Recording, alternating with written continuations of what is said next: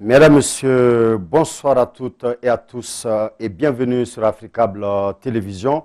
Ce soir, dans votre émission politique, le débat, le dialogue national inclusif, faut-il y aller deuxième partie pour davantage comprendre les raisons de l'acceptation et du refus de ce dialogue pourtant demandé par tous. Et pour en parler ce soir, mesdames, messieurs, nous sommes avec le professeur Issa Ndiaye, ancien ministre de l'Éducation, fervent acteur du mouvement démocratique de mars 1991.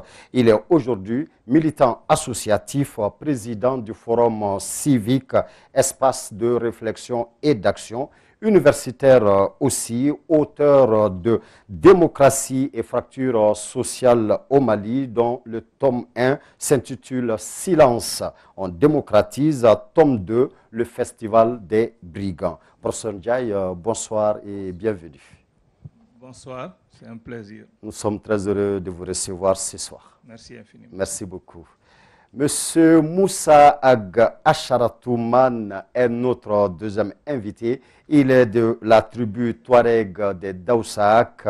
Il est un homme politique Touareg malien, un des fondateurs du MNLA, Mouvement national de libération de l'Azawad en 2011. Et le 2 septembre 2016, il fonde le MSA, Mouvement pour le salut de l'Azawad. Il fait ses études de sociologie à Bamako avant de suivre des études de sciences politiques à Paris. Monsieur Asharatouman, bonsoir et bienvenue.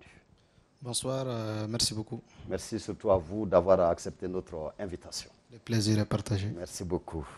Docteur Aboubakar Sidik Fomba est notre troisième invité. Il est le président du parti du Coq Blanc, le parti ADPM, Alliance démocratique du peuple malien. Il est également le président de l'Association des professionnels en santé oculaire du Mali, APSOM, et porte-parole de la coalition citoyenne pour la renaissance du Mali, COSIREM. Docteur Fomba, bonsoir et bienvenue. Bonsoir, le plaisir est largement partagé. Merci à vous d'avoir accepté notre invitation, docteur. Cet honneur te revient. Merci beaucoup. Mesdames, Messieurs, au départ de ces débats, nous avions annoncé le professeur Tchemoko Sangaré, président du parti ADEMA, mais qui ne sera pas là ce soir.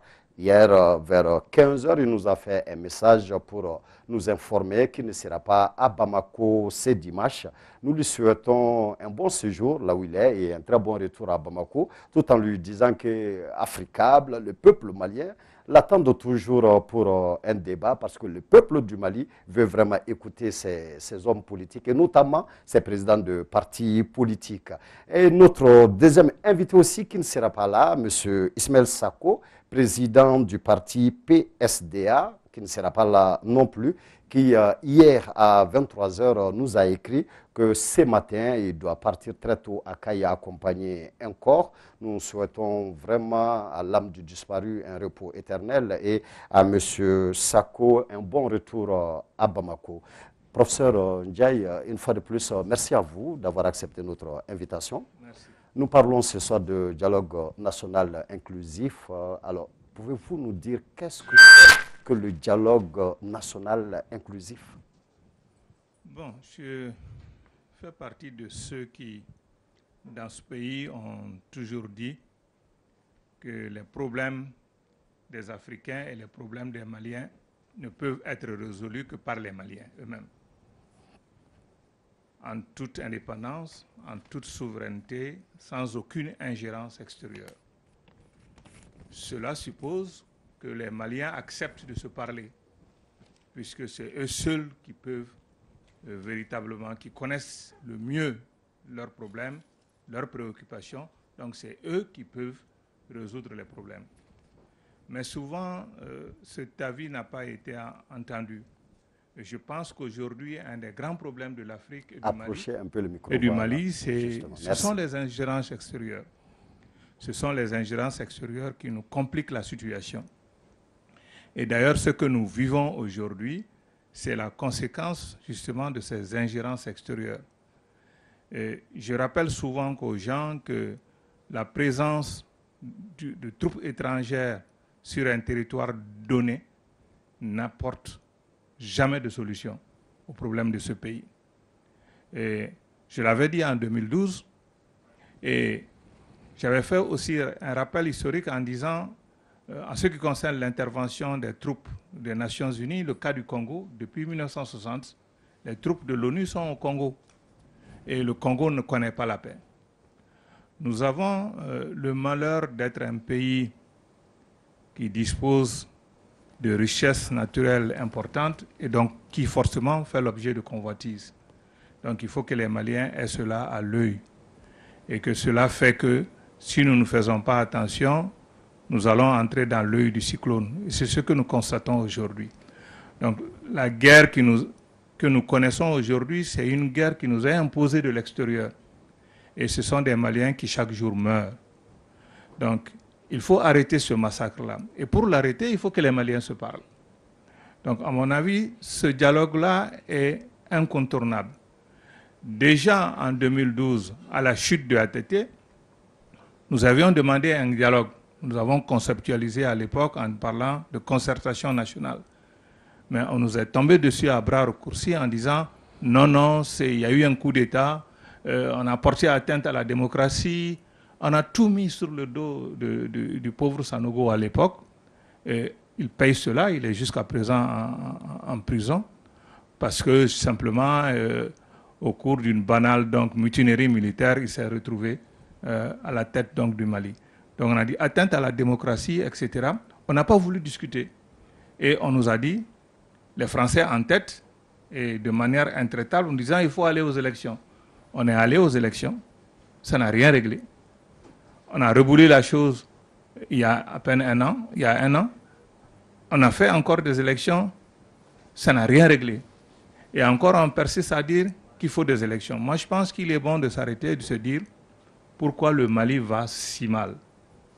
Et cela suppose que les Maliens acceptent de se parler. Au-delà de nos divergences, de la variété de nos opinions, de nos différences culturelles, historiques, tout ce que vous voulez, il y a besoin aujourd'hui que les Maliens se parlent. Et pour ce faire, moi j'appartiens à une association qui s'est efforcée de réfléchir à cette question du dialogue depuis pratiquement un an. Et nous avons rencontré des gens, des intellectuels, des politiques, des membres des opérateurs économiques, etc. Et nous avons élaboré des TDR à l'époque. Et nous étions sur le point de prendre contact avec les autorités pour leur dire, nous avons réfléchi. La situation du pays est grave, et si grave que ce dialogue-là est indispensable.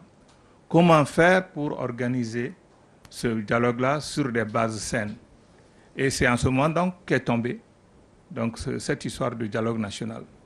Nous avons dit, tant mieux, on va y aller et apporter notre contribution. Nous n'étions pas d'accord sur tout, mais nous avons été reçus par les facilitateurs et nous leur avons dit, votre projet de dialogue, c'est bien sur le principe, mais il y a tel ou tel aspect qui n'est pas bon. Et moi-même, j'ai largement publié là-dessus. Et dans les réflexions que j'avais menées et qui sont disponibles dans mes écrits, on avait conceptualisé ça sous forme de ce qu'on a appelé Assises nationales populaires souveraines. Et nous avons visité différentes expériences. L'expérience d'abord de la conférence nationale que nous avons connue chez nous, l'expérience des conférences nationales que nous avons connues dans beaucoup de pays. Nous nous sommes penchés aussi sur l'expérience de la conférence d'entente nationale. Nous nous sommes penchés aussi sur l'expérience de Irganda, parce que Irganda a tenté aussi de réunir les gens à Gao à un certain moment. Nous nous sommes penchés aussi sur l'expérience du Sénégal, les assises du Sénégal, ce qui a marché, ce qui n'a pas marché, quelles leçons nous pouvons en tirer. Et donc nous avons élaboré un schéma, mais nous allons en discuter au cours du débat. Mais ce qui est important aujourd'hui, c'est de dire que ce dialogue qui vient aujourd'hui est incontournable pour la simple raison que ce pays est malade. Il est malade pas seulement sur le plan politique, c'est dans tous ses comportements. Il y a une crise de gouvernance, il y a une crise sociale, il y a une crise de la citoyenneté, Donc il y a une crise généralisée. Il est important que ce soit les Maliens eux-mêmes qui portent leur regard de Maliens sur leur propre pays et trouvent entre eux une solution donc, aux problèmes qui sont les nôtres. C'est un défi majeur. Je pense qu'il faut accepter de relever ce défi. Et on parle d'inclusivité. Comment on va pouvoir procéder pour assurer cette inclusivité-là selon vous? Est-ce que, alors tel qu'il est prévu de faire avec cette méthodologie selon vous, l'inclusivité sera assurée? Il y a un effort qui est fait de la part des facilitateurs parce que je crois que la méthode qu'ils ont utilisée dans un premier temps, c'est d'écouter tout le monde. Ils ont reçu des gens d'horizons divers, ils ont parlé un peu avec tout le monde. C'était une bonne approche. Bon, évidemment, ils n'ont pas vu chaque Malien en détail, mais je pense que les segments les plus significatifs de la société malienne donc, ont été reçus par les membres, donc, par les facilitateurs. C'est un bon départ, mais il y a quand même un certain nombre de problèmes. Et nous y avions déjà réfléchi en ce qui concerne la méthodologie, parce que ce qu'on a constaté, c'est qu'on parle d'inclusivité. Il y a, d'ailleurs dans les préalables, beaucoup d'associations qui sont venues et qui ont dit aux facilitateurs, nous ne sommes pas sur votre liste de contacts.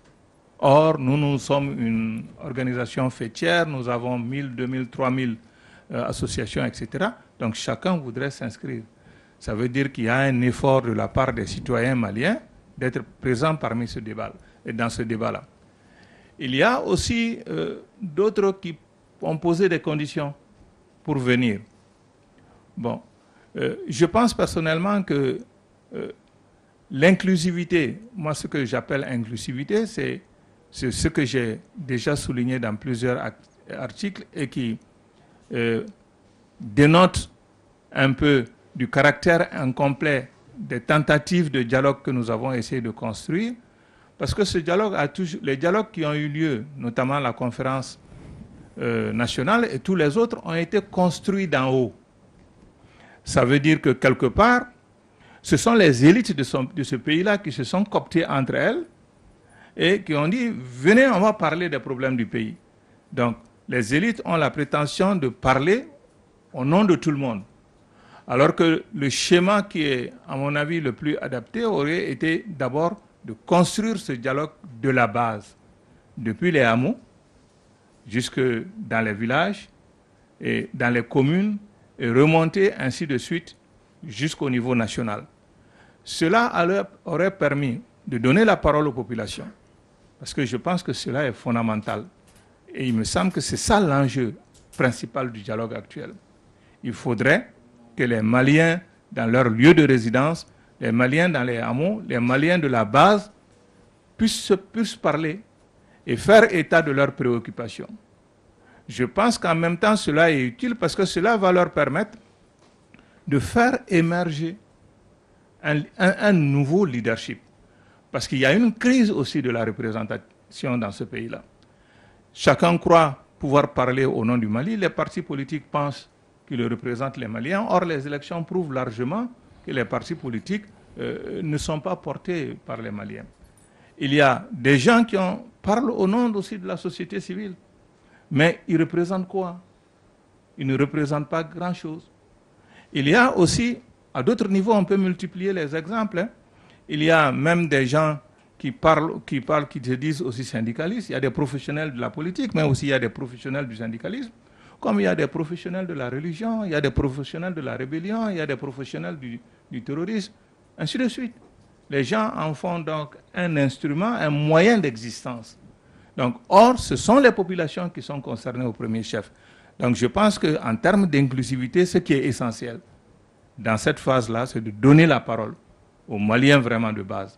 Ceci est important, c'est à eux d'exprimer leur point de vue, c'est à eux aussi de désigner des délégués susceptibles de porter leur parole où ça doit être porté. D'accord. Merci, professeur Ndiaye. Docteur Fomba, un dialogue national inclusif qui a bien démarré, mais qui a connu juste après des difficultés, notamment la suspension de certaines...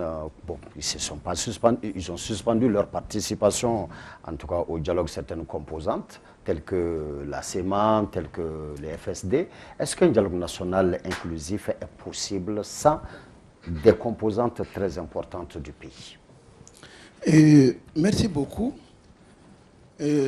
Avant de répondre à ta question, si l'Assemblée le permet, je souhaiterais qu'on accorde une minute de silence aux soldats que nous avons perdus pour la cause de la nation malienne. Okay. Si vous le permettez. Merci.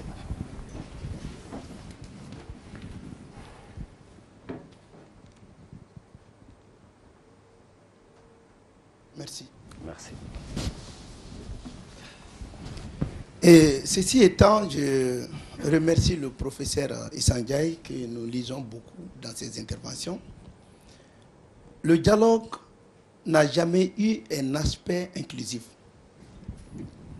Le parti ADPM, avec la coalition COSIREM, a rejeté ce dialogue dont les jalons ont été posé par l'accord politique de gouvernance que nous avons qualifié l'accord politique d'arnaque, d'un banditisme politique. Cet accord politique de gouvernance a exclu le Malien. Comment?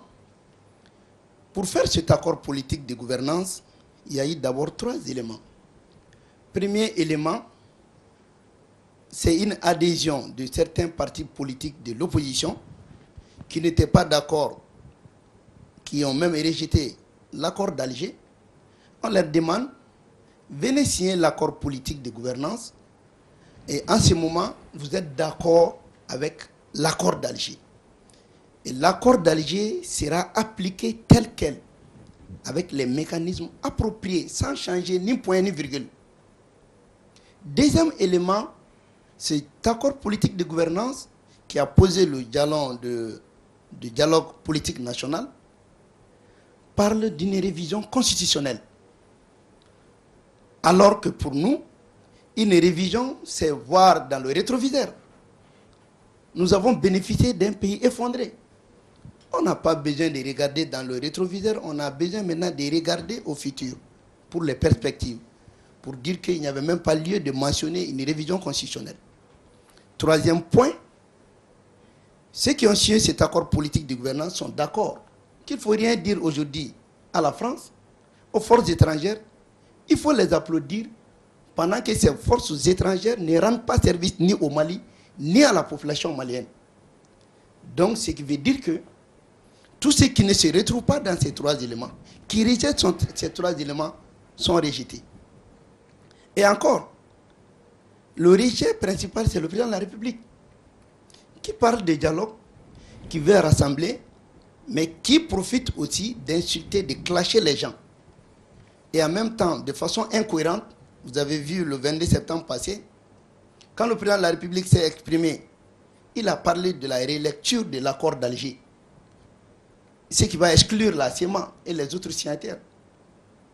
Nous avons rejeté l'accord d'Alger, nous ne sommes pas d'accord. Mais à partir du moment où le président de la République s'est engagé dans cet accord d'Alger, où dans l'article 65, il est dit clairement que pour la rélecture d'un point de cet accord, il faudrait le consentement de tous les partis signataires et aussi avec la bénédiction du comité de suivi de l'accord. Ce qui veut dire, en prononçant parallèlement et individuellement dans son discours une relecture de cet accord, c'est incendiaire. Il devait laisser le peuple gérer ça d'une autre manière qui ne doit pas venir de lui. Et troisième point, ce même président de la République, au cours de ce discours, nous parle de l'organisation très prochainement des conférences régionales de développement avec des partenaires bilatéraux et multilatéraux. Ce qui veut dire déjà que le but du dialogue, ce n'est pas pour résoudre le problème du Mali.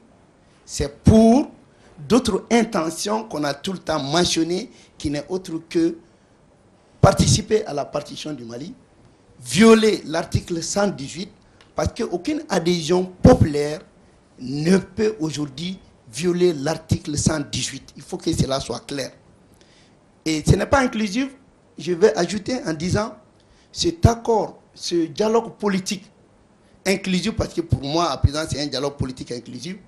Si le président voudrait qu'on appelle dialogue inclusif national, le décret qu'il a pris pour dénommer dialogue politique, les chantiers qu'ils ont fait pour dénommer dialogue politique, il devait reprendre un décret pour dire qu'on a pris les dispositions, désormais c'est ça, ce n'est pas l'ordre d'une autre. Maintenant, cet accord, ce dialogue politique inclusif, qui dit dans les termes des références, qui vont débattre de l'accord d'Alger, mais c'est du verbiage. Ce débat ne change en rien de l'accord d'Alger. Ce débat n'apporte en rien comme changement dans l'accord d'Alger. Ce débat peut amener une appropriation seulement du processus de paix de l'accord sans changer. C'est voir, puisque vous n'êtes pas d'accord, comment on va accompagner pour appliquer l'accord d'Alger. Donc, ceci étant, je dirais tout simplement que nous avons tout le temps demandé, c'est un dialogue national souverain. Parce que l'accord politique de gouvernance a été signé suite à l'incapacité et à l'incompétence du président de gérer le problème du Mali. Ce problème qui est là depuis 1992. Ils sont en train de jouer le même jeu avec l'ADEMA de 1992. En 1993, lorsqu'il y a eu les partis signataires du pacte républicain qui ont accompagné l'ADEMA dans la gestion du pouvoir, cela a échoué. Ils ont voulu faire un dialogue en 1993. Ils ont fait appel à Maître Moutagatal et Almam Silla à l'époque. C'était pour organiser un dialogue. Ce dialogue s'est transformé en un pseudo-débat de concertation régionale. Et c'est ce qu'ils veulent encore amener. Aujourd'hui, le problème du Mali, c'est quoi? C'est qu'il n'y a pas de confiance entre le peuple et ceux qui dirigent. Ils ne sont pas en train de parler de l'aspiration du peuple. Et nous pensons, la constitution même qu'eux, ils veulent réviser, nous ne sommes pas dans cet objectif. Comme le professeur Issandiaï l'a dit, nous nous retrouvons dans une assise nationale ou congrès extraordinaire où tout ce que nous voulons, qui va permettre au peuple maintenant de nous amener à la 4e République et de discuter avec tous ceux qui sont... Je vais revenir. Et de discuter avec tous ceux qui ont signé l'accord, tous ceux qui ont été qualifiés par la France de terroristes, que nous pensons que c'est nos frères. Nous voulons discuter avec eux. Nous voulons que personne ne soit exclu. Donc vous voyez déjà qu'en excluant Yad Agali, en excluant Amadou Koufa du dialogue national, ce n'est pas inclusif. En excluant les partis qui réclament qu'il faut discuter du Mali et non des prérogatives du président de la République, le président a été incapable. Nous voulons maintenant que, comme Issa Ndiaye l'a dit, donner la parole aux Maliens, que nous-mêmes, nous parlons de ce que nous jugeons nécessaire, qui va faire en sorte que nous allons faire du Mali ce que nous voulons, et nous allons donner la politique que nous voulons du Mali pour sortir de cette alliance hégémonique qui n'est qu'un système mafieux de prédation en connivence avec la communauté internationale et qui nous met tout le temps en retard. Merci, Dr Fomba. Monsieur Acharatoumane, avec ces centaines de partis politiques, avec ces milliers d'associations, le professeur Ndiaye parlait de beaucoup de fêtières d'associations. Comment, dans un tel climat, peut-on arriver à une inclusivité satisfaisante? Merci beaucoup d'Issa et merci de m'avoir une fois de plus donné l'occasion de venir sur Africable pour donner notre point de vue par rapport à tous les sujets d'ordre important. Merci à vous. Pour notre pays. Moi, je commencerai d'abord par joindre ma voix à celle de mes prédécesseurs pour présenter mes condoléances à tout le peuple malien après les terribles attaques dont les forces de défense et de sécurité ont été victimes à Boulekessi, à Mondourou, et à tous ces Maliens du nord aussi, de l'est à l'ouest, au centre, qui sont en train de mourir dans le silence total dont on parle très peu, parce que généralement on parle de l'armée malienne quand elle est attaquée, mais je voudrais quand même attirer l'attention de tout le monde sur le fait qu'il y a beaucoup de Maliens qui sont en train de mourir du fait de cette crise-là, dans l'oubli et dans l'indifférence totale, et ils sont de tous les contrées de notre pays. Maintenant, par rapport à ce qui a été dit ici sur le dialogue politique inclusif, moi je pense que j'aimerais juste réagir à ce que mon frère a dit tout à l'heure. On ne peut pas aujourd'hui parler de l'avenir et parler du futur sans pour autant regarder derrière nous. Parce que l'avenir, ça sort du passé. On ne peut pas nier son passé, on ne peut pas le rejeter pour dire qu'on va bâtir un avenir. Un avenir, on ne peut le bâtir que sur le passé, sur nos échecs, sur nos insuffisances, sur tous les problèmes que notre peuple a connus, notre pays a connus et toutes les insuffisances dont on fait preuve. C'est sur ça qu'on se base pour bâtir l'avenir. Aujourd'hui, le dialogue politique, il s'impose. Aujourd'hui, il est extrêmement important à ce que tous les Maliens se retrouvent pour parler des mots auxquels leur peuple et leur pays est confronté à longueur de journée. Parce qu'aujourd'hui, c'est par la voie du dialogue, c'est par la voie des échanges, c'est par la voie des idées qu'on pourra essayer de trouver des issues, c'est-à-dire à ces problèmes auxquels les Maliens sont confrontés. Une autre chose, c'est qu'aujourd'hui, les problèmes auxquels les Mali fait face, ce n'est pas un problème seulement malien. C'est-à-dire qu'il faut qu'on arrête aussi de se mentir. Aujourd'hui, il y a des problèmes auxquels nous sommes confrontés qui sont des crises d'ordre international. Aujourd'hui, tu ne peux pas prétendre discuter avec Iyad, avec Amadou Koufa et dire que comme ce sont des Maliens, je discute avec eux. Ce que j'aimerais dire à mon frère, c'est qu'Iyad Aghali, son chef c'est Abdelmalek Drougdel, c'est un Algérien. Son autre chef c'est Al-Zawahiri. Et c'est un système qui va très très loin. Ce sont des gens, les bergers qui sont au centre du pays, ils ne peuvent pas poser un acte si cet acte-là n'est pas approuvé par tous ces chefs qui sont souvent très loin de notre pays. Ça, c'est des réalités souvent qui sont niées, qui sont méconnues par la plupart de nos gens. On va discuter avec Iyad, on va discuter avec Amadou Koufa, on va discuter avec un tel. Mais comprenez d'abord qui est Iyad Aghali. Qu'est-ce qu'il représente? Dans quelle organisation il est? Comment il s'est retrouvé dedans? Et quel est c'est-à-dire comment c'est hiérarchisé? Tout ça, ça ne sait pas. Quand vous écoutez les Maliens, la plupart aujourd'hui vont vous dire il faut qu'on discute avec ces gens. Moi, je suis d'accord. De toutes les façons, on finira un jour par s'asseoir autour d'une table pour discuter. Mais il faut savoir prioriser nos discussions. Aujourd'hui, pour moi, les Maliens d'abord, qui aspirent à la paix, qui ont la même vision, qui souhaitent avoir des remèdes et des solutions à leurs problèmes, ce sont ces gens-là d'abord qui doivent se retrouver entre eux. Parce que moi, à ma connaissance, ces gens dont on parle là, ils n'ont jamais demandé de discuter avec qui que ce soit. Moi, ces gens-là, quand je les observe à longueur de journée, ils ne font que mettre des Maliens sous la terre. Ils ne font que tuer des civils, des militaires et tout ça. Ils n'ont jamais demandé à qui que ce soit de parler de quoi que ce soit. Parce que leur programme est connu par tout le monde. Et ils ne reconnaissent même pas des frontières, ils ne reconnaissent même pas des États. C'est ça la réalité. Pourquoi on ne veut pas les dire? Ils sont Maliens, ils sont Maliens. Donc aujourd'hui, nous-mêmes, on doit expliquer à nos populations quelle est la crise à laquelle ils font face. Et les partis politiques maliens, moi j'aimerais quand même en parler. Parce que les partis politiques maliens aujourd'hui, ce qu'on ne dit pas, je remercie le professeur qui l'a souligné tout à l'heure, les partis politiques aujourd'hui, le peuple malien a perdu confiance aux hommes politiques. Il a perdu confiance aux partis politiques. Aujourd'hui, quand vous regardez les chefs religieux, comme Chérif Madani Haïdara ou Mahmoud Diko ou d'autres chefs religieux, mais ce sont eux qui mobilisent les peuples maliens. Aujourd'hui, les populations maliennes, comme les partis politiques, les hommes politiques, n'arrivent pas à apporter des remèdes et des solutions aux problèmes que les Maliens vivent à longueur de journée. Donc les populations aujourd'hui sont en train de se réfugier derrière la religion et derrière les chefs religieux pour trouver des remèdes aux souffrances et aux problèmes qu'ils sont en train de connaître. Et c'est ça les problèmes aujourd'hui dont on ne parle jamais. Quelle est la capacité de mobilisation et d'absorption de ces partis politiques, des mots ou des aspirations de ces populations?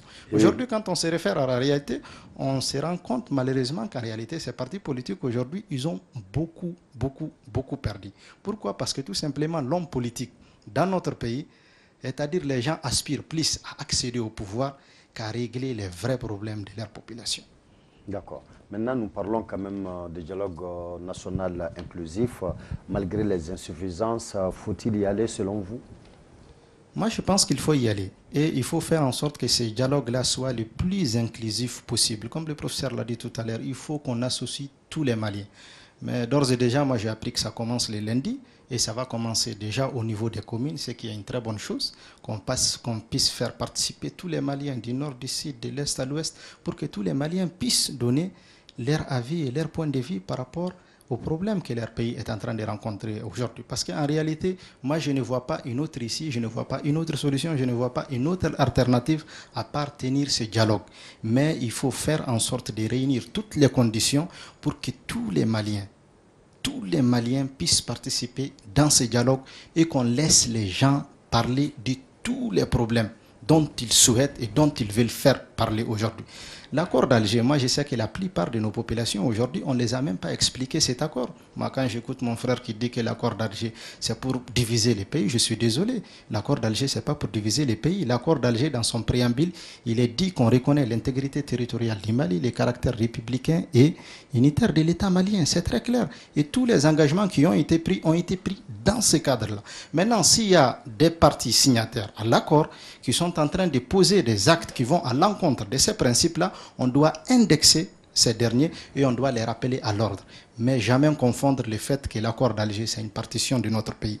Et je dirais aussi que l'accord d'Alger, comme je l'ai dit la dernière fois ici, ce n'est pas la Bible, ce n'est pas le Coran. Les Maliens aujourd'hui doivent pouvoir parler de cet accord, donner leur avis dans ici, parce qu'il s'engage l'avenir de notre pays.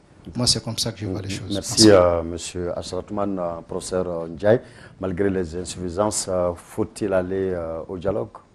Oui, je pense qu'il faut y aller. Hein. Moi-même, je me suis posé les mêmes questions. Notre groupe s'est posé les mêmes questions au départ, disant, faut-il y aller ou pas?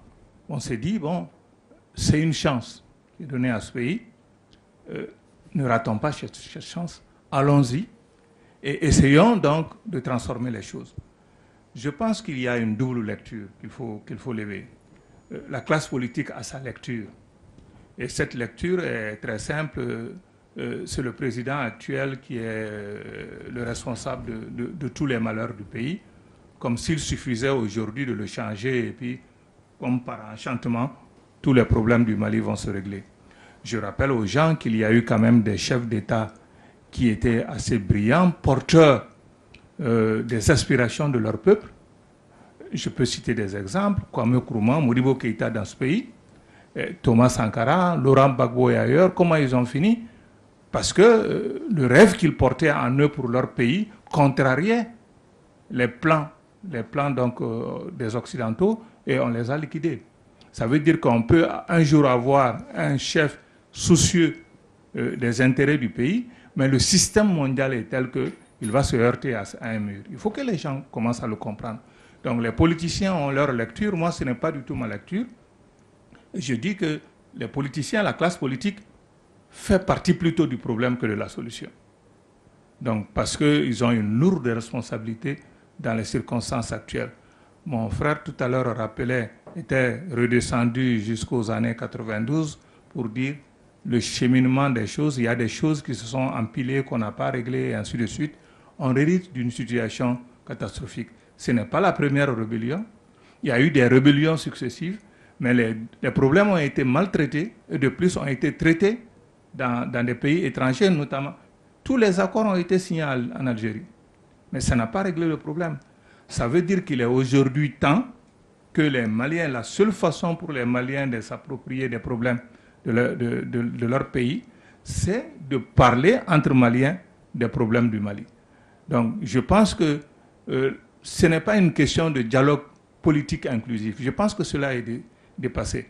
Je veux aussi dire que ce ne sont pas les politiciens qui ont amené cette ouverture vers le dialogue national. Parce que des gens comme nous ont été dans les discussions préalables, ont fait comprendre donc aux décideurs que ce n'est pas seulement un conflit entre hommes politiques. Parce que les hommes politiques, s'il y a un conflit entre eux, de toute façon, ils ont l'habitude de s'entendre entre eux sur le dos des populations. C'est comme ça que ça se passe. Donc, ce n'est pas cela qui nous intéresse. Nous, ce qui nous intéresse, c'est le pays, les problèmes du pays. Comme mon frère Moussa l'a dit, il y a des Maliens qui meurent tous les jours. Qu'est-ce qu'il faut faire pour arrêter la paix, pour arrêter la guerre et faire la paix?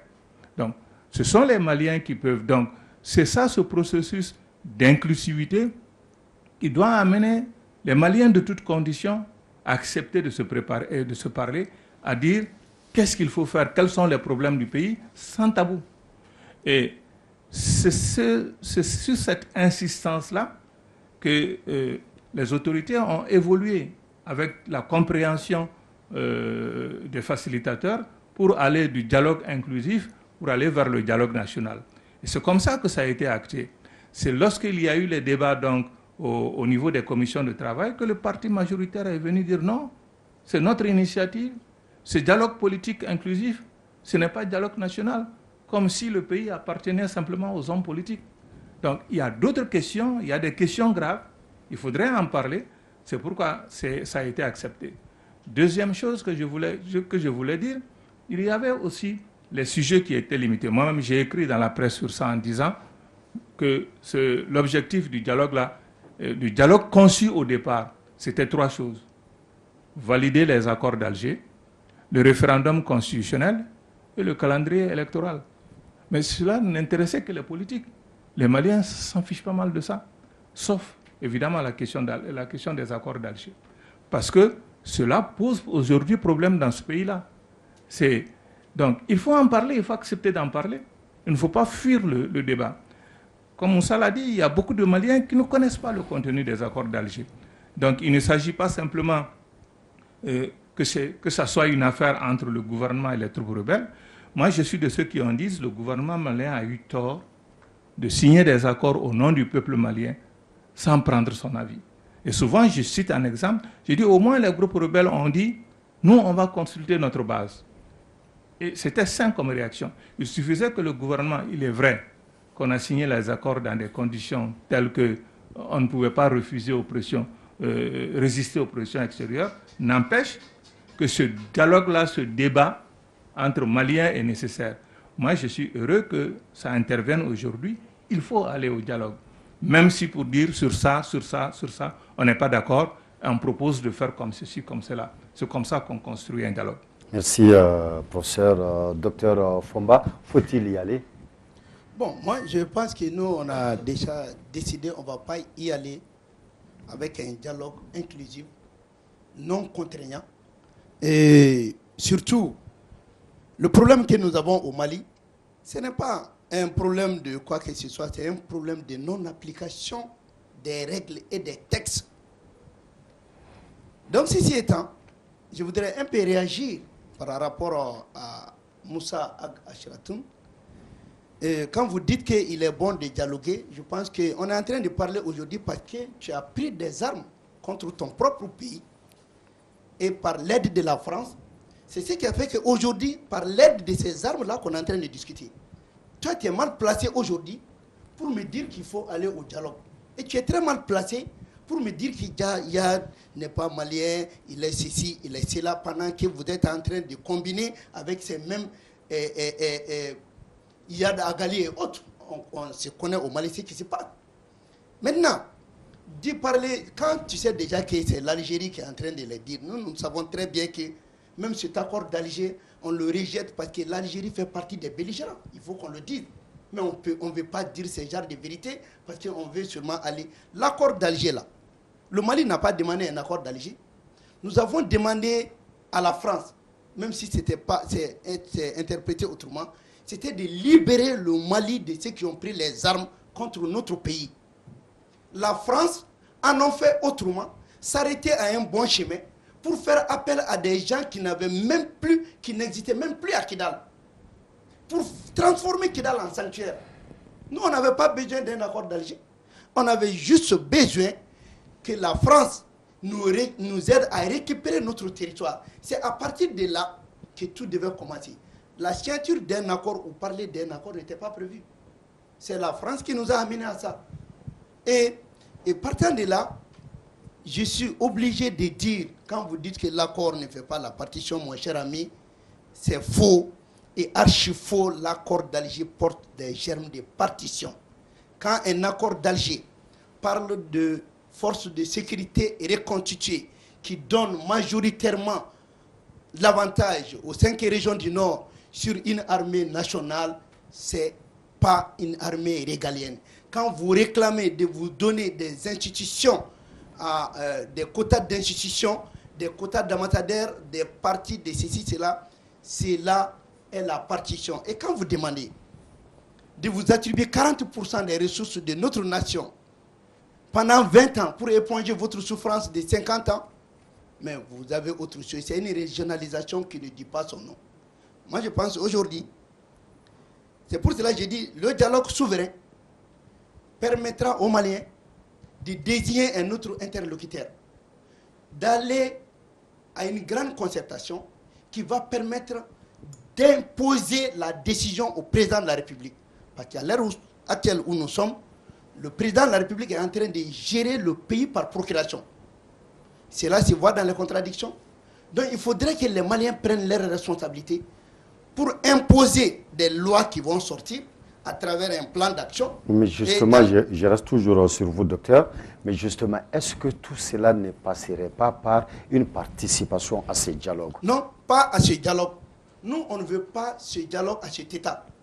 Le dialogue qu'on veut aller, c'est un dialogue d'adhésion populaire pour violer la Constitution dans l'article 118 de façon populaire.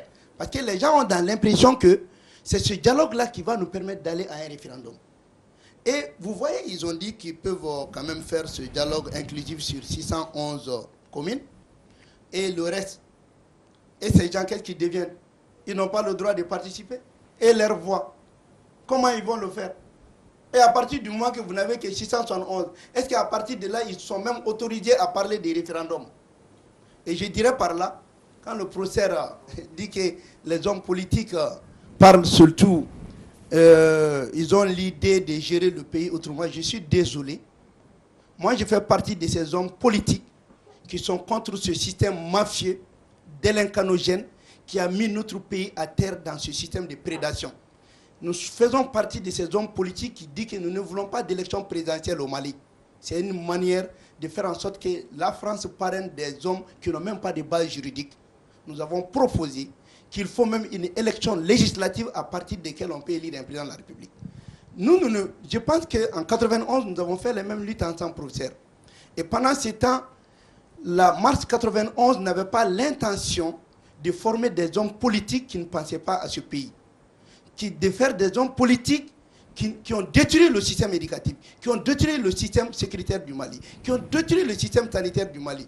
Non, il y a des hommes politiques au Mali qui sont des hommes d'État qui n'ont pas fait de la même manière. Mais il y a aussi ces hommes qui sont comptables de cette situation, qui doivent aussi l'avouer et présenter même leur excuse publique à la nation. Et aujourd'hui, traiter tous les hommes politiques comme si c'est contre Ibeka. Moi, je l'ai dit, je ne suis pas contre le président de la République, je suis contre le système en place. Il faut une rupture, sinon le Mali ne s'en sortira pas. Tant que dans ce dialogue, on ne parle pas du procès de la démocratie au Mali, on ne s'en sortira pas. Et vous allez voir, dans ce dialogue, il n'y a pas de lutte, il n'y a pas de thématique pour lutter contre la faim. Il n'y en a pas.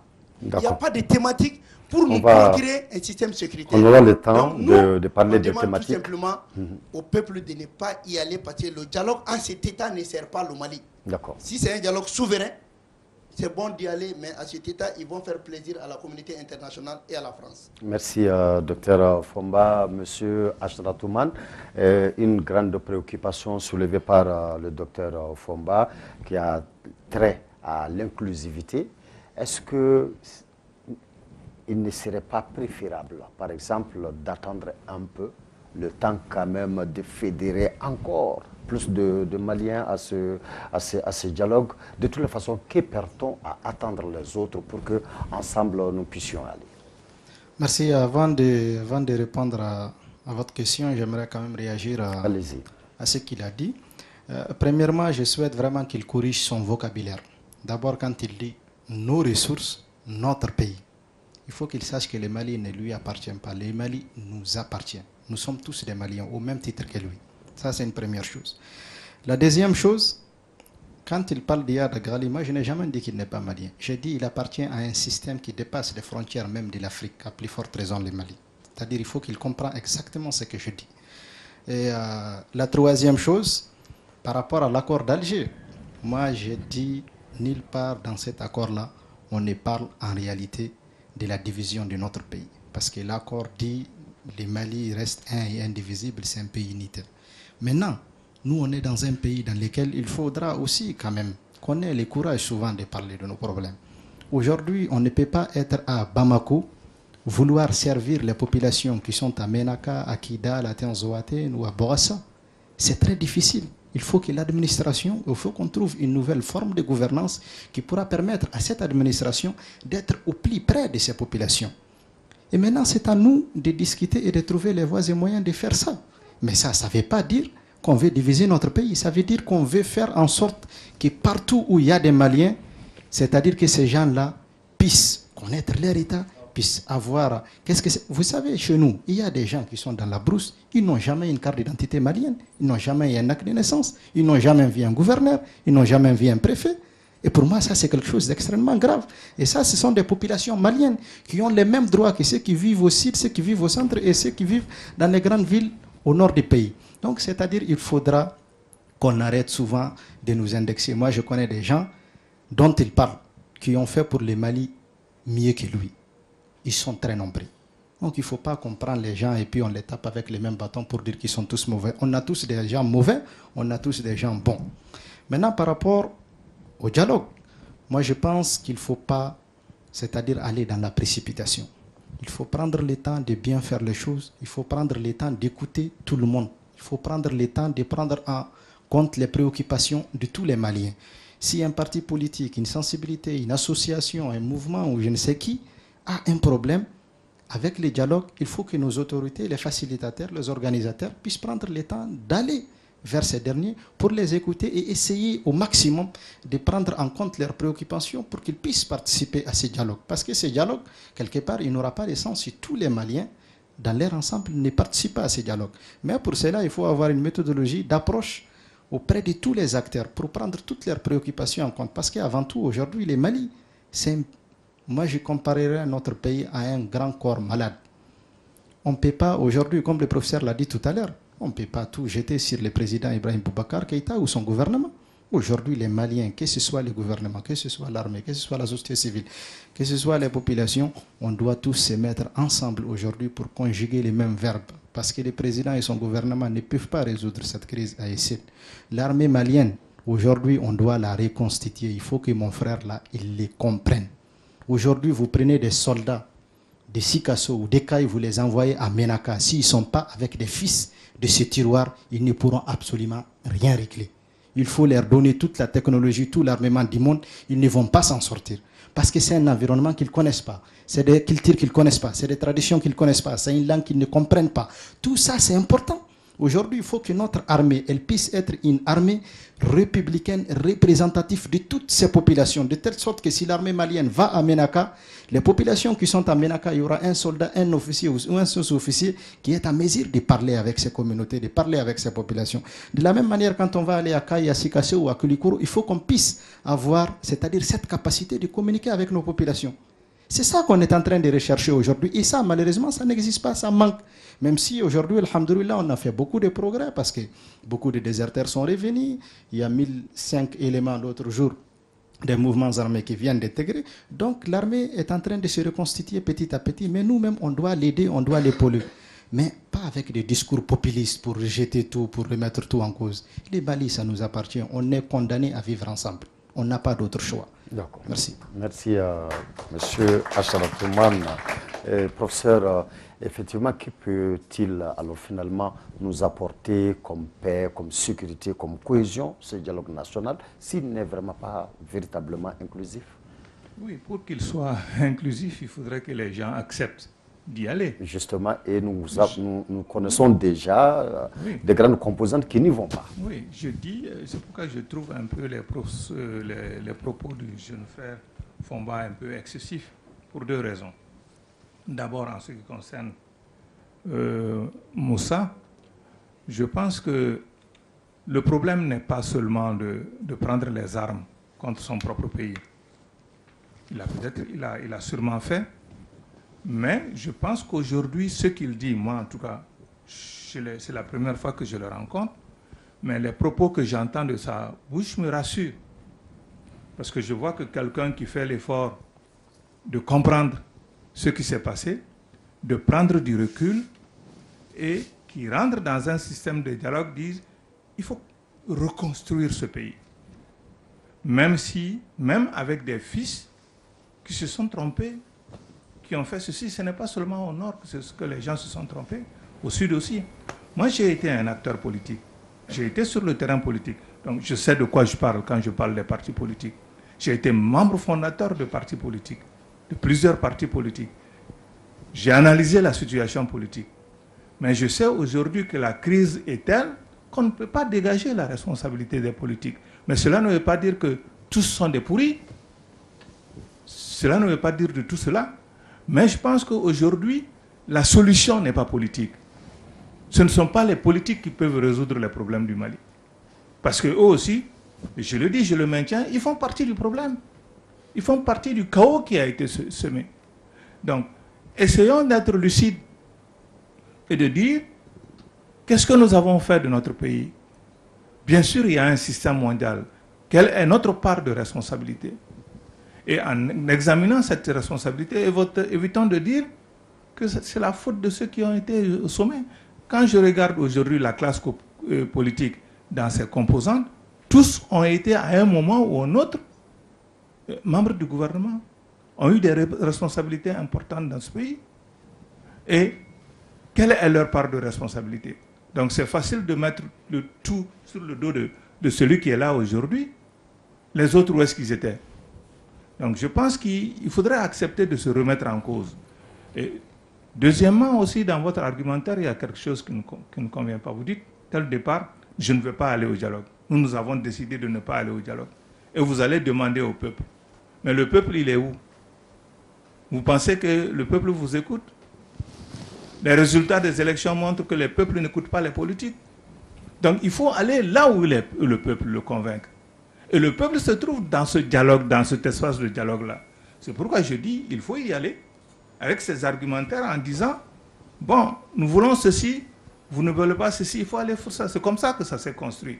Nous sommes allés, nous avons dit si c'est un dialogue politique, ça ne nous intéresse pas. Parce que ce n'est pas ça la préoccupation du Mali. Mais il faut un dialogue national ouvert à toutes les questions, sans sujeter-vous. Deuxièmement, nous avons dit, au cours de ces discussions préalables, que ça ne sert à rien d'appeler les gens à débattre sur ce qu'on va dire ne sera pas retenu. Donc, qu'est-ce qu'on va faire des conclusions de dialogue? On s'est battu sur ces questions-là. On a même parlé de commission de suivi, ainsi de suite. On a dit comment organiser ces dialogues, comment le structurer pour qu'il soit plus populaire. Il y a même une idée qui a été de créer un portail pour permettre à des gens qui ne peuvent pas être physiquement là, à travers des moyens informatiques, de débattre des problèmes du Mali, de prendre en charge leurs préoccupations. Je pense qu'il y a des efforts qui ont été faits. Le projet gouvernemental ficelé a évolué, a changé, sous la pression de la participation des gens qui disaient non, ce n'est pas comme ça qu'il faut construire le dialogue, il faut l'ouvrir, il faut le rendre de plus en plus inclusif. Je pense qu'il faut respecter ces populations et éviter de leur dire si ce n'est pas ça, nous n'y allons pas. Et je peux parler de la CMA, je pense que c'est un peu la méthode de la CMA qui dit aussi, bon, on ne touche pas à un point du dialogue. Si on touche, nous, on sort du dialogue. Je pense que ce n'est pas le bon état d'esprit. Aujourd'hui, la crise est telle que nous sommes condamnés à nous parler, à nous dire peut-être des choses désagréables, mais à nous parler. C'est en faisant cela que nous construisons et que nous allons avancer. Je pense qu'il y a cet effort-là collectif qu'il faut faire. Et moi, j'invite tous ceux qui, pour le moment, disent on ne veut pas y aller pour telle ou telle raison, de venir. Et de venir le dire aux autres, à tout le monde, on ne veut pas y aller, mais surtout de venir nous dire qu'est-ce qu'on propose, qu'est-ce qu'il faut proposer à la place. Les Maliens n'ont pas seulement venir de faire un tribunal d'accuser X ou Y, mais surtout face aux problèmes du pays, qu'est-ce qu'il faut faire aujourd'hui pour nous en sortir? C'est ça le défi essentiel. D'accord. Merci, professeur, docteur Fomba. Des thèmes à y débattre, lesquels vous paraît le plus important, vraiment, et pourquoi? Bon, d'accord. Avant de répondre, je crois que le professeur, peut-être, il n'a pas suivi mes interventions. Je ne suis pas pour un dialogue politique. Je dis, je veux une assise nationale, une concertation nationale inclusive. Cela n'est pas politique. Cela ne concerne pas seulement les partis politiques. Et je dis souveraine, professeur. C'est pour dire que nous voulons que la décision issue du dialogue soit contraignante, appliquée, que le président l'applique de façon contraignante, comme on l'a fait à la conférence nationale en 91. Que les décisions soient appliquées. Parce que le problème, c'est quoi? C'est qu'on n'applique pas les textes au Mali. Aujourd'hui, en violation de tous les textes de la République, nous avons des autorités intérimaires installées en violation flagrante de la Constitution. Des députés illégitimes aujourd'hui, on a prorogé leur mandat pour rien. On a fait une loi d'entente nationale aussi au vu de tout le monde. Ceci étant, moi je pense que quand on veut parler du pays, personne n'a le monopole du patriotisme. Personne n'aime ce pays plus que d'autres. Mais celui qui prend les armes contre son pays, il a fait une faute. C'est vrai, on peut pardonner, mais en pardonnant, il ne faudrait pas que cela soit les moyens désormais de récupérer le pouvoir ou de se faire roi ou une loi. C'est ce qu'il faut d'abord condamner. Et deuxièmement, quand on me dit que on veut l'armée malienne, il faut que ça soit reconstitué de Kaye à Menaka. Donc le Mali n'avait jamais une armée. On avait une armée, on avait l'infanterie à Kidal. L'armée malienne était à Kidal, on était partout. Donc vous voulez nous dire qu'aujourd'hui, si ce n'est pas ce processus de reconstitution, on n'aura pas une armée. Pendant que ce processus de reconstitution ne donne pas une armée républicaine. Donc moi je dirais, ce que je voudrais qu'on mette dans cet accord politique, dans cet accord national inclusif, mais souverain, si c'est souverain, il faudrait d'abord qu'on annule l'accord de défense militaire qui tue la souveraineté militaire du Mali, qui fait que nos soldats sont sous embargo et de façon immédiate, parler de ça au cours du dialogue national inclusif, le départ de l'aménagement, le départ des forces étrangères, la mise en cause de l'accord politique et de l'accord militaire de défense qui lie le Mali à la France, qui fait qu'aujourd'hui, nous, on n'a même pas la mobilité sur notre propre territoire. Ce qu'il faut aussi mettre, c'est aussi de faire un procès de la démocratie au Mali. Moi, je ne comprends pas pourquoi aujourd'hui, on continue à financer des partis politiques, on donne l'argent du contribuable malien sous forme de financement des partis politiques, alors que ces fonds peuvent servir la jeunesse, peuvent servir la presse, peuvent servir à autre chose. Je me dis aujourd'hui, on ne doit même pas parler de révision constitutionnelle. Après les concertations nationales inclusives, souveraines, les décisions qui vont venir peuvent nous permettre de savoir est-ce une nouvelle république, est-ce ce qu'il faut, ce qu'il faut. Maintenant, j'ai dit, c'est très clair. Il faut aussi parler dans cet accord, dans ce dialogue, la faim. Il y a 3 500 000 personnes aujourd'hui au Mali qui souffrent de faim. Mais il n'y a pas une thématique qui va nous dire comment les Maliens vont se nourrir à travers les Maliens.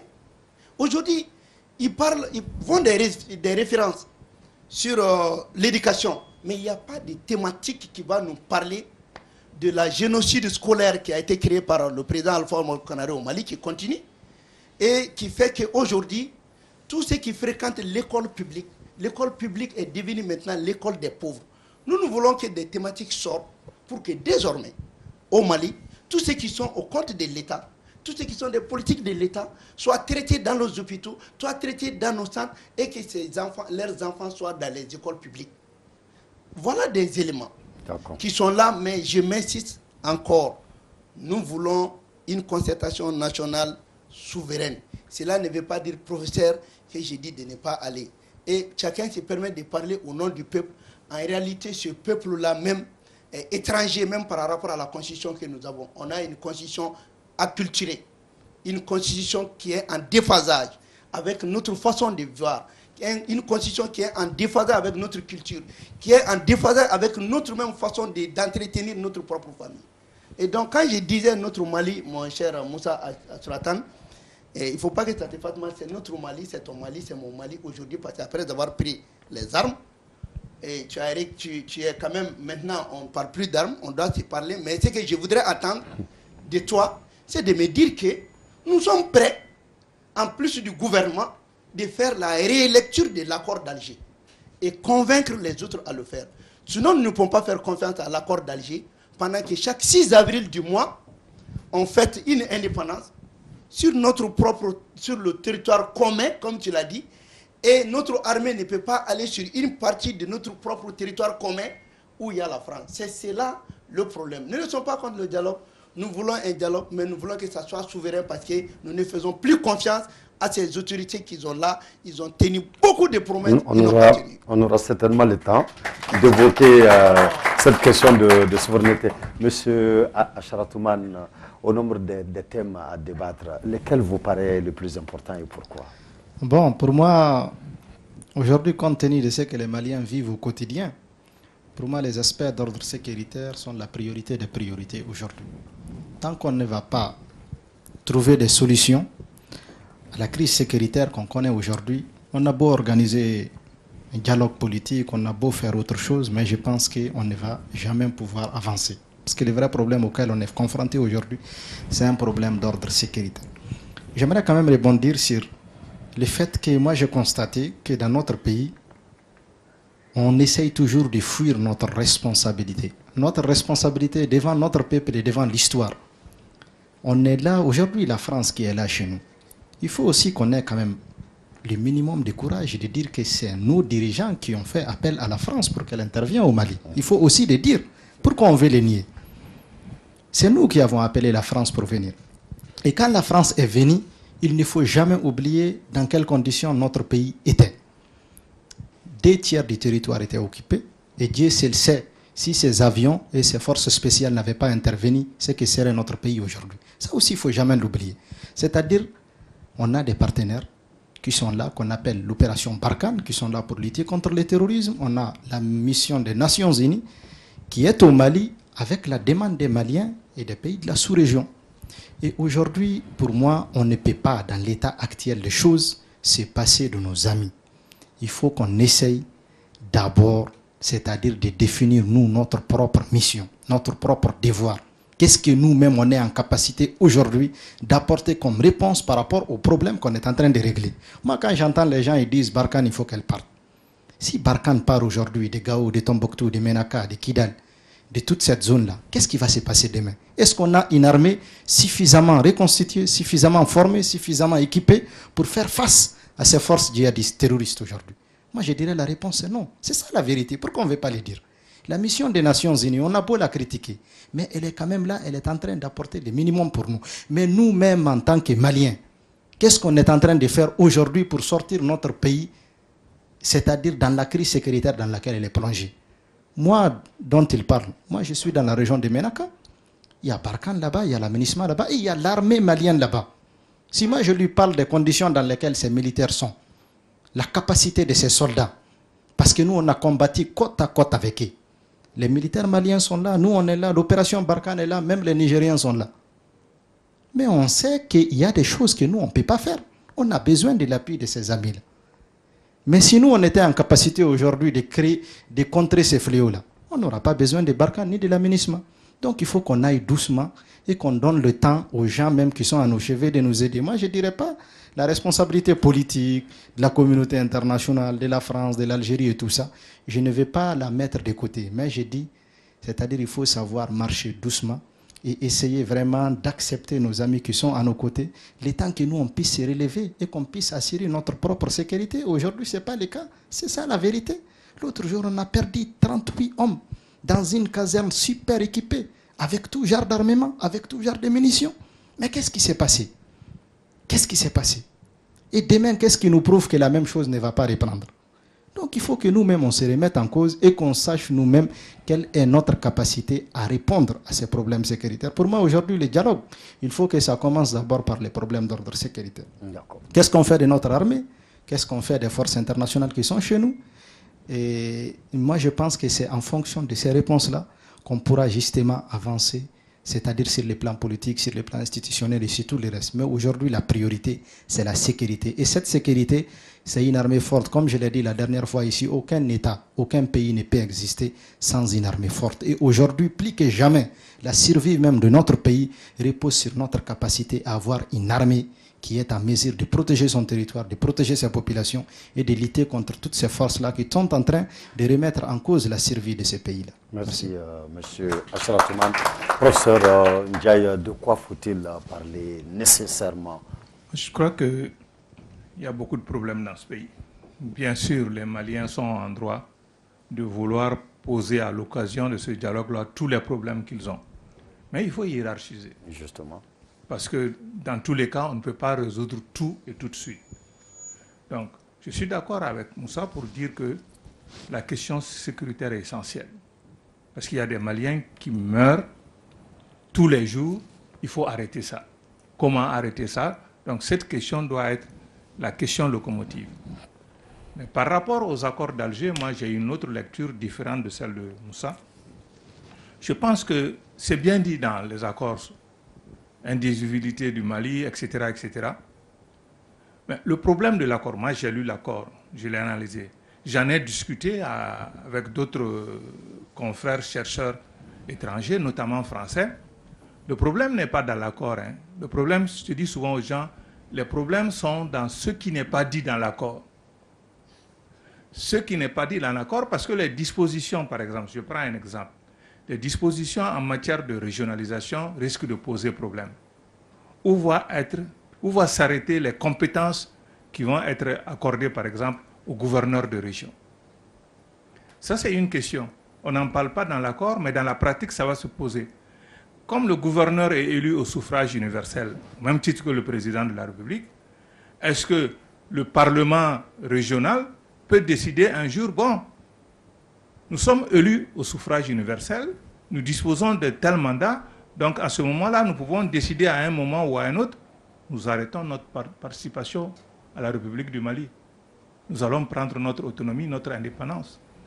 Donc il y a ces questions-là qu'il faut étudier. Deuxièmement, je me dis aussi, et je pense que beaucoup de chercheurs étrangers sont d'accord avec moi là-dessus, on ne décentralise pas un État failli. Il faut reconstituer d'abord cet État. Ensuite, on verra les dispositions pour régionaliser, ainsi de suite. Donc, il y a une hiérarchie à mettre dans la résolution des problèmes. Et il y a beaucoup de choses, hein, parce qu'il y a des non-dits dans la mesure où j'ai suivi un certain nombre de vos débats où vous dites qu'il y a un relevé de conclusion. Ça ne fait pas partie de l'accord. Ça veut dire qu'il y a des gens qui essaient de négocier certaines choses avec le gouvernement à un certain moment et on prend ça comme faisant partie intégrante de l'accord. Et je me rappelle, le représentant de la plateforme a dit que c'est anti-républicain. Donc ça veut dire qu'il y a des problèmes.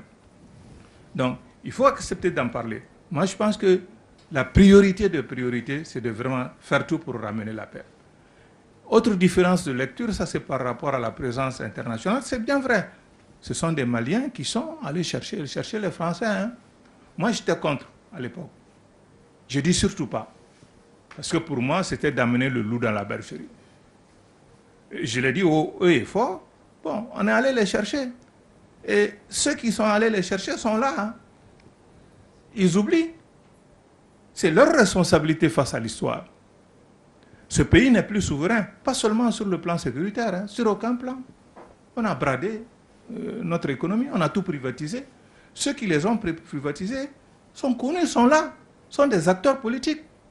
Mais on ne veut pas toucher à ces questions-là. Donc, si nous en sommes là aujourd'hui au Mali, c'est notre responsabilité en tant que Maliens. Donc, il va falloir que nous ayons le courage de faire notre critique. C'est nous qui avons trahi notre pays et qui l'avons mis dans cette situation-là. Qu'est-ce qu'il faut faire maintenant pour en sortir? Je pense qu'il faut être lucide. Moi, je suis d'accord pour demander le départ des troupes étrangères. Mais si on les demande, on va faire quoi? Il faudrait qu'on y réfléchisse. Qu'est-ce qu'on va mettre à la place? Il ne suffit pas de dire seulement, on ne veut pas des Français, on ne veut pas des Nations Unies. Qu'est-ce qu'on va faire? D'accord. Donc c'est important que nous nous posions cette question-là et surtout que nous nous interrogions par rapport à notre propre responsabilité. Merci, professeur Ndiaye. Docteur Fomba, vous parlez de souveraineté pour le dialogue. Alors, comment pouvons-nous être sûrs que, quelles que soient les conclusions, les recommandations, l'État aura vraiment les moyens de les appliquer toutes? Ouais, c'est-à-dire quand on parle de dialogue national souverain, ça veut dire quoi? D'abord, quand on aura des problèmes, comme le professeur l'a dit, les problèmes étant hiérarchisés, nous allons faire un plan d'action. Ce plan d'action va nous permettre de rester dans une continuité gouvernementale. Ce qui pourra être fait tout de suite sera fait. Par exemple, un élément est là, on parle de sécurité, mais la restauration de l'autorité de l'État sur tout le territoire national, y compris Kidal, ça c'est la priorité. Ça, ce n'est pas d'abord sécuritaire. Et ce qu'il faut ajouter, ça fait mal de dire aux gens le départ des Barkhane. Mais après la signature de l'accord d'Alger et la présence des Barkhane, mais l'accord a tué plus qu'une épidémie. On en a encore. Est-ce que ces présences-là, avec 30 000 hommes, ça a réduit quoi? Moussa, il a dit, malgré que Barkhane est là, tout le monde est là, vous avez vu ce qui s'est passé à Boulkissi, ce qui s'est passé à Mondoro. Mais comment un service de renseignement avec Barkhane, avec l'aménagement, qu'on puisse faire ça à une partie de notre propre territoire? On se pose la question. Alors, quelle est leur utilité? On ne sait pas. Moi, je ne peux pas comprendre personnellement que Barkhane, la France est équipée, MINUSMA est équipé, qu'on parvienne à détruire notre armée avec le même endroit, avec le même système. Vraiment, on ne peut pas comprendre. Ça veut dire que nous devons préférer rester dans cette situation que leur présence. Et qu'est-ce qui ne nous fait pas dire qu'eux-mêmes, ils ne sont pas complices de cette situation? En demandant leur départ, on veut leur demander d'être francs. Le Mali est membre des Nations Unies. Mais M. Robert, aujourd'hui, le Mali, notre armée est traitée comme un groupe armé. Comment on peut traiter notre armée au même pied d'égalité qu'un groupe armé? Nous cantonner et cantonner un groupe armé. Et on a parlé de désarmement, il n'y a jamais eu de désarmement. Donc la sécurité dont on parle, ça ne peut pas revenir s'il n'y a pas l'autorité de l'État. Et il faudrait que la communauté internationale accompagne le Mali d'abord dans la restauration de l'autorité de l'État, que Kidal ne soit plus un sanctuaire, que nous voyons nos gouverneurs partout. Maintenant, ce que je vais ajouter en second lieu, c'est que cette question d'inclusivité va nous permettre, à nous Maliens, d'exiger quelque chose au président de la République. Parce que ce n'est pas, c'est vrai, tout le problème n'est pas lui, mais il faut reconnaître que aujourd'hui le président n'est pas à mesure, parce qu'il a échoué dans son programme, il a échoué dans sa démarche. C'est ce qui nous a conduit à un accord de gouvernance. À partir de cet instant, il doit laisser maintenant la parole au peuple, comme nous le disons entre nous, que ce peuple décide de ce qu'il veut de leur pays et qu'en fonction de ça, cela soit établi comme un programme, comme un calendrier à appliquer qui va nous permettre d'introduire ce que nous voulons de façon culturelle, ce que nous voulons de façon économique, ce que nous voulons de notre éducation, de notre santé, de tout. Aujourd'hui, Robert, imaginez, nous demandons la dissolution de l'Assemblée. Malik Koulibaly a commencé un processus de lutte contre l'impunité et la corruption. La haute cour de justice aujourd'hui, animée par des députés, est un obstacle. Alors si on n'avait pas une assemblée parce qu'ils n'ont pas pu organiser, mais on ne peut plus couvrir ces ministres et autres par rapport à la justice. C'est une manière aussi de jouer sur le peuple. C'est notre système démocratique même qui a favorisé cela. On doit avoir un système, dès que tu es ministre, tu es inculpé du vol, tu es inculpé de corruption, tu te remets à la justice. Mais de façon démocratique, on doit avoir aussi le courage de s'en remettre à la justice. Et c'est de cela que nous voulons. Et moi je pense, nous ne sommes pas contre le dialogue.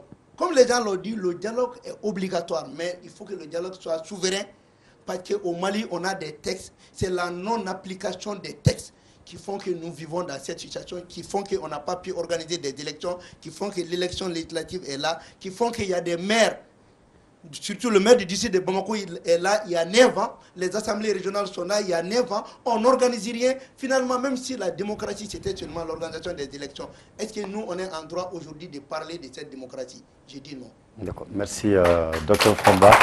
Monsieur Acharatouman, quelle garantie avons-nous que les résolutions issues de ce dialogue-là seront véritablement prises en compte? Bon, permettez-moi d'abord de rebondir sur ce que le professeur a dit tout à l'heure par rapport à l'accord d'Alger. Moi, je suis parfaitement d'accord avec lui sur le fait que, c'est-à-dire pour moi même, l'accord d'Alger, tout ce qui est contenu dedans n'est pas forcément parfait. C'est pour ça que je parle du principe qu'il faut accepter de parler de tout. C'est pour ça que je suis contre la prise de position de mes frères de la CEMA, de se retirer parce que tout simplement, ils ont entendu le président de la République qui dit qu'il y a des clauses de cet accord qu'il faudra revoir, mais l'esprit, il faut les garder. Il faut que les gens acceptent de discuter, d'échanger. S'il y a des clauses dans cet accord qui dérangent des Maliens, ils vont les dire. Si maintenant il y a une frange des Maliens qui pense que c'est des choses qu'il faut maintenir, il va falloir qu'on accepte, c'est-à-dire de se parler, de mettre tout sur la table et d'en discuter. L'essentiel, c'est quand même cet accord nous a permis, en tant que Maliens du Nord et du Sud, de nous retrouver. Ça, au moins, c'est un acquis. Aujourd'hui, quand même, il y a des choses qui sont en train d'être faites grâce à cet accord-là. Moi, je prends toujours des exemples de choses concrètes. La région de Meraka, c'est une région dans laquelle, avant la signature de l'accord, l'État était quasiment absent. Depuis la signature de l'accord, en tout cas dans cette région, on reconnaît un retour progressif des forces de défense et de sécurité, de l'administration, des services sociaux de base, des gens qui se réconcilient, des gens qui pensent la même chose, des gens qui disent la même chose. Et tout ça, c'est quand même grâce à cet accord. C'est-à-dire qu'il ne faut pas qu'on les rejette systématiquement et qu'on dise que tout ce qu'il y a dedans est mauvais. Le seul fait qu'ils nous permettent de nous retrouver en tant que Maliens et de parler de nos problèmes et d'essayer de trouver des solutions, moi, ne serait-ce que pour cela, moi, je pense que c'est quelque chose qu'il va falloir conserver. Maintenant, il faut que tous les Maliens en parlent. Parce que, comme je l'ai dit, le professeur l'a répété, beaucoup de Maliens ne savent même pas ce que l'accord d'Alger et qu'est-ce que ça contient. Et il faudra aussi que nos gouvernants et les mouvements qui sont signataires et tous les Maliens essayent de s'approprier cet accord et qu'on l'explique partout, dans toutes les langues, à toutes les communautés, à toutes les sensibilités, pour que les gens puissent comprendre ce qu'il y a dedans. C'est en ce moment-là qu'on pourra même dire il y a telle ou telle chose qui sont dedans, nous on ne l'accepte pas. Mais moi j'ai l'impression que dans notre pays ici, on rejette l'accord d'Alger parce que tout simplement pour eux c'est quelque chose qui est venu d'ailleurs, qu'on nous a imposé, donc on n'en veut pas. Alors que ce qu'il y a dedans, beaucoup l'ignorent même. Donc il faut déjà faire l'effort de comprendre le contenu de cet accord-là avant de les remettre en cause. Maintenant par rapport aux garanties qu'on doit avoir sur les conclusions de ces dialogues-là, voilà, si elles vont être véritablement appliquées. Bon, moi je pense que tout ça, c'est une question de... C'est-à-dire ça va dépendre des Maliens et même. Si nous-mêmes, on est réellement engagés pour ramener la paix dans notre pays et que dans ce dialogue-là, on est franc, on se dit la vérité, on pose les vrais problèmes, on pose les vraies solutions.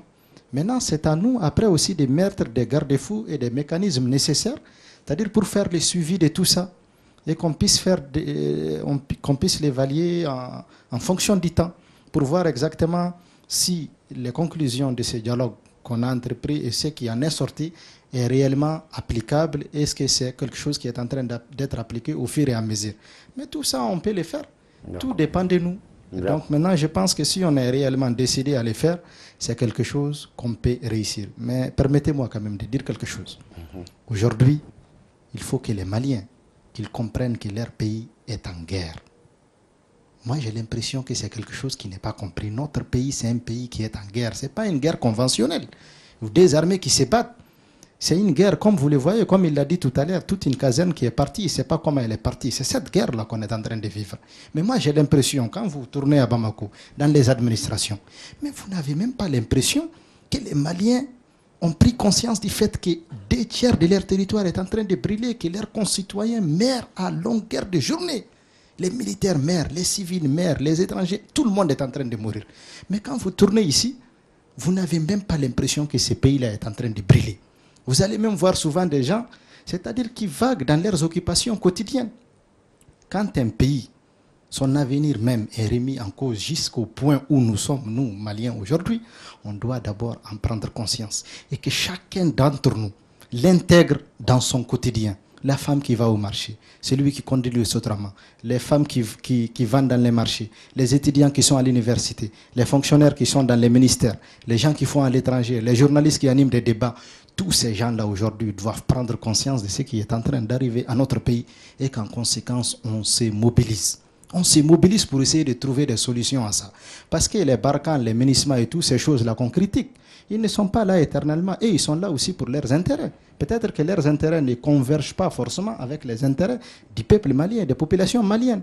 Donc c'est à nous de nous mobiliser et de jouer les premiers rôles, même nos partenaires là.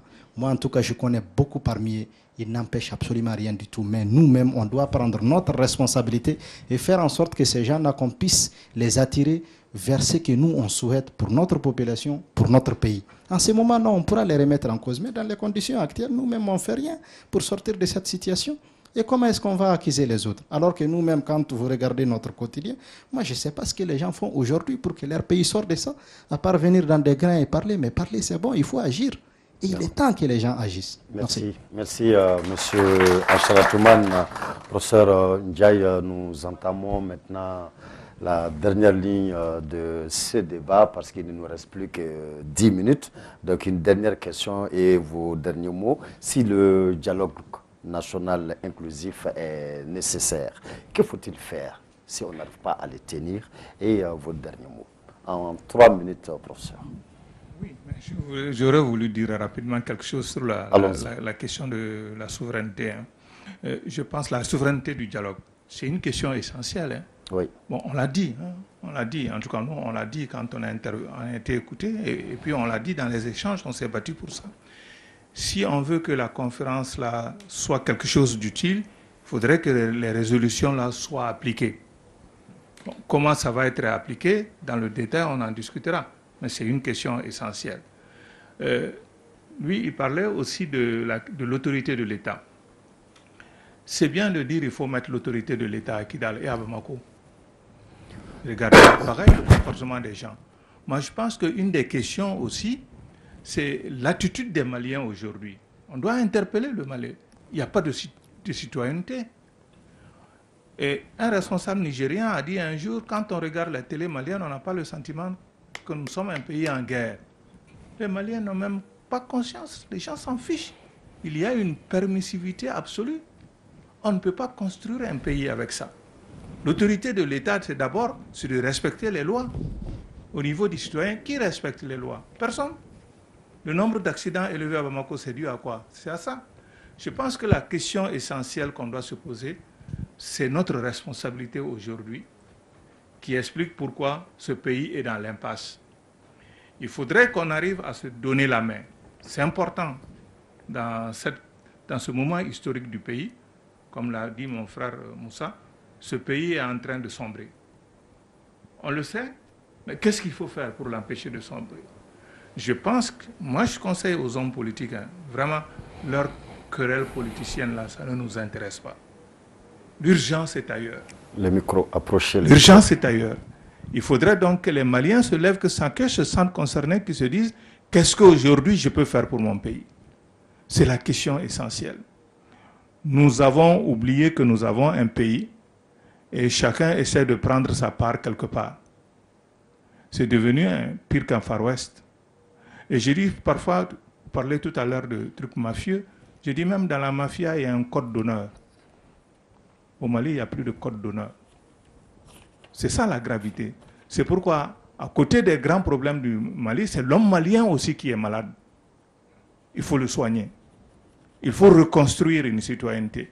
Si nous ne reconstruisons pas une bonne citoyenneté, nous n'allons jamais nous en sortir.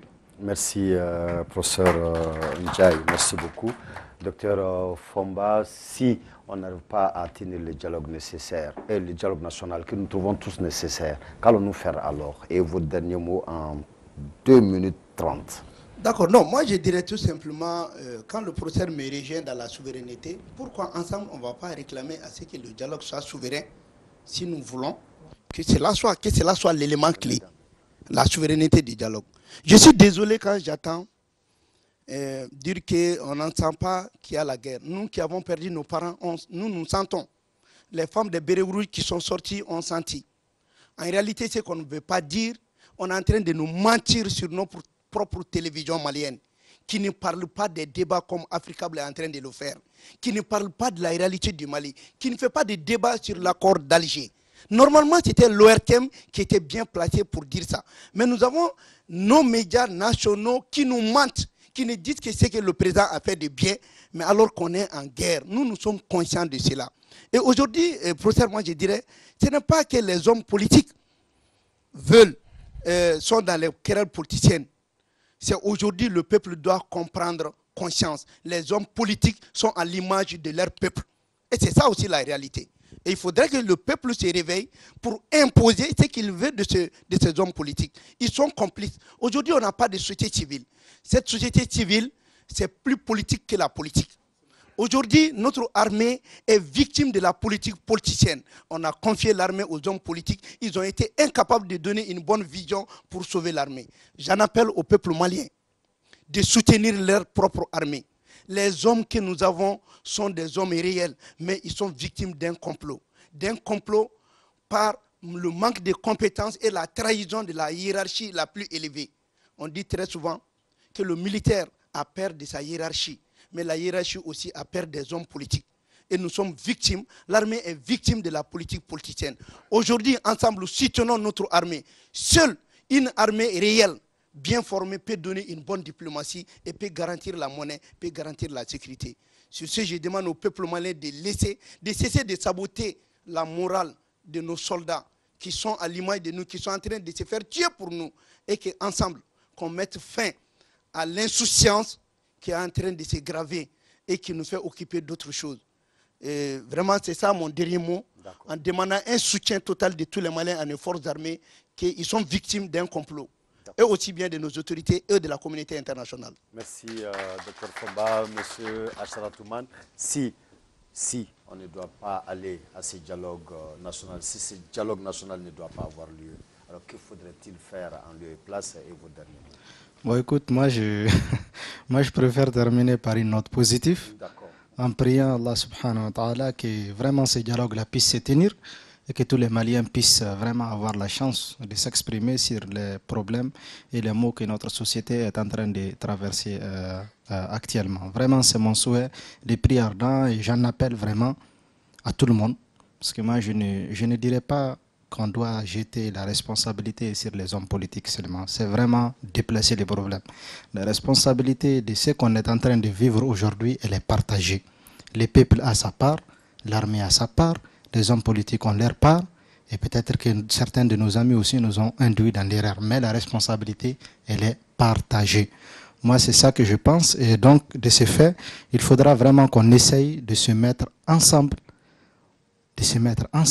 pour faire en sorte que ces dialogues-là puissent se tenir, et qu'on en appelle à tous les Maliens qui sont à l'intérieur comme à l'extérieur, et qu'on puisse se donner la main vraiment pour essayer de sortir notre pays de ça. Je rejoins mon frère sur un point.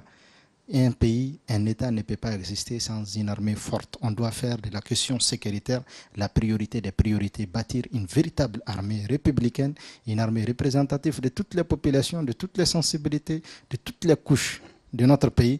En ce moment-là, on pourra s'intéresser aux autres questions d'ordre institutionnel et tout ça. Mais tant qu'on n'a pas ça, on a beau parler, on a beau chercher des solutions, ça va être extrêmement difficile. Je souhaiterais aussi que vraiment on sache qu'on a besoin de tous nos amis, on a besoin de tous nos voisins, on a besoin de toutes les bonnes volontés. Pour le moment, on est dans l'impasse, on est dans des problèmes. Faisons en sorte vraiment de ménager tous ceux qui sont à nos cheveux pour aider notre pays à sortir, c'est-à-dire de la crise dans laquelle nous sommes plongés aujourd'hui. Merci beaucoup. Merci beaucoup, monsieur Acharatoumane. Mesdames, messieurs, c'était votre émission politique, le débat, qui ce soir portait sur le thème le dialogue national inclusif. Faut-il aller? Deuxième et dernière partie. Et nous avons eu tout le plaisir et l'honneur de recevoir le professeur Issa Ndiaye, ancien ministre de l'Éducation, fervent acteur du mouvement démocratique de mars 1991. Il est aujourd'hui militant associatif, président du forum civique Espace de réflexion et d'action. Il est aussi universitaire et auteur de Démocratie et fracture sociale au Mali, dont le tome 1 s'intitule Silence, on démocratise, tome 2, le festival des brigands. Monsieur Moussa Aga Acharatoumane était notre deuxième invité, Touareg de la tribu de Daoussak, homme politique Touareg malien, un des fondateurs du MNLA, Mouvement national de libération de l'Azawad, en 2011, et le 2 septembre 2016, il fonde le MSA, Mouvement pour le salut de l'Azawad. Il fait ses études de sociologie à Bamako avant de suivre des études de sciences politiques à Paris. Et enfin, notre troisième invité était Dr Aboubakar Sidik Fomba, président du parti ADPM, Alliance démocratique du peuple malien, également président de l'association des professionnels en santé oculaire APSOM et porte-parole de la coalition citoyenne pour la renaissance du Mali, COSIREM. Messieurs, merci d'avoir accepté notre invitation. Vous, public, merci d'être venus assister à ces débats. Et vous qui nous suivez, merci de rester toujours fidèles au programme d'Africa Télévision. Nous nous donnons rendez-vous dimanche prochain pour une autre aventure politique. D'ici là, passez une excellente semaine de travail. Au revoir. Merci.